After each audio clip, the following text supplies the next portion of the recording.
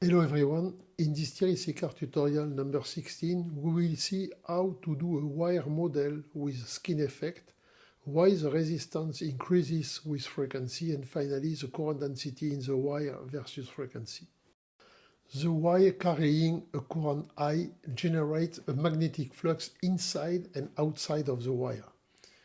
If we zoom on the wire in 3D view, we can define the wire as a sum of concentric tubes. Each tube has its own resistance Rn, defined in the red box, with the length L and the area equal to An. It is obvious that the total resistance R is defined with ρ, L, and the total wire section A equal to the sum of An from 1 to n. The total resistance in DC can also be defined by the parallel resistance from R1 to Rn. The Ampere's law says that the vector H circulates around the wire and inside the wire. We must define the flux phi0 outside to the wire, given by the formula H equal I over 2 pi R, and the flux inside the wire defined by H equal I times R divided by 2 pi A square. Inside the wire, the vector H proportional to the radius R is calculated for a DC current, which means constant current density in the wire. The variation of the magnetic flux in the air, phi0, represents the wire inductance, so an inductance can be placed in series with all the parallel resistance R1 to Rn. Inside the wire, we can define the magnetic flux as a sum of phi1 to phi-n. Each reluctance Ren is described in the blue box, with the flux phi-n crossing the rectangular section L times E. Phi-n equal I phi-n, current flowing in the red hatched section, divided by the reluctance Ren. The current IE1 flows in the first tube resistance R1.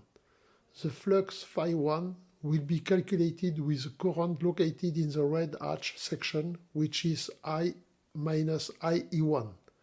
So the next inductance in the model will provide the derivative of phi1 equal to d phi1 over dt.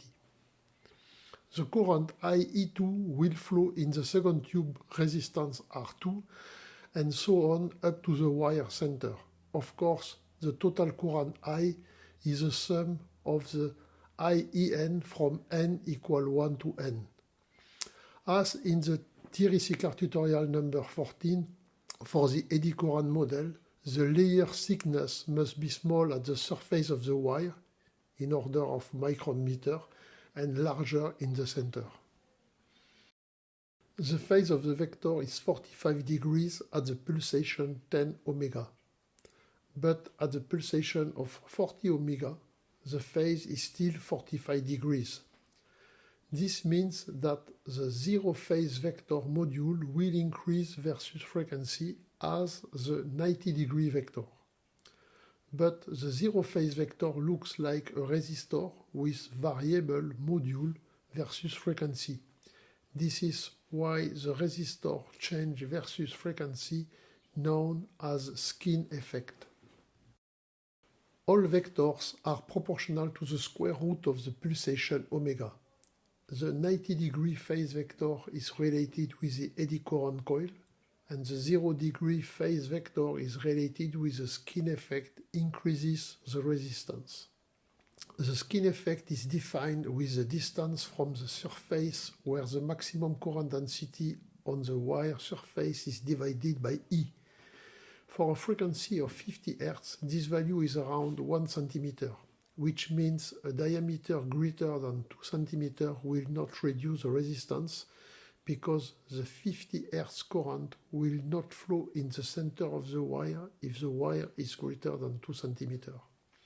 Of course, At higher frequency, the skin effect distance becomes very low, down to 0.7 micrometer at 10 GHz.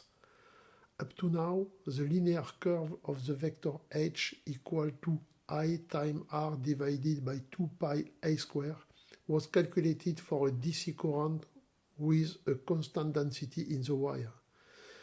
But if the current is not DC, the variation of current in the wire will force the magnetic flux to do not move in the middle of the wire.